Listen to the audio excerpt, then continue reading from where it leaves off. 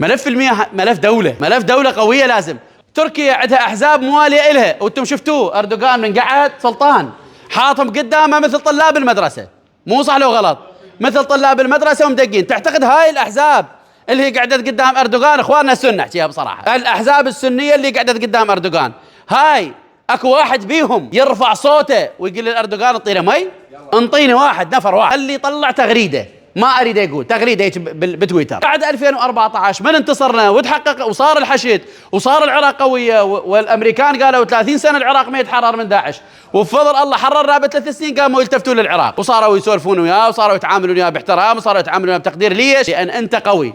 احنا بهذا ال6 اشهر الراحن الدول تتعامل ويا من؟ تتعامل ويا الضعيف لو تتعامل ويا القوي. هاي ايران اول مره سووا لها مؤامره حتى ينهونها، من شافوها وقفت على رجليها وردت. وقفوا اطلاق النار لو ما وقفوا، احترموها لو ما احترموها. عزيزي الان العالم كله، مو تركيا، هذا العالم كله، هاي غزه ابيدت بالكامل، اطفال ونساء وناس كلها ابيدت، مو صح لو غلط؟ احد التفت لهم؟ احد يباوع عليهم؟ مو يصيحون حقوق انسان وحقوق انسان؟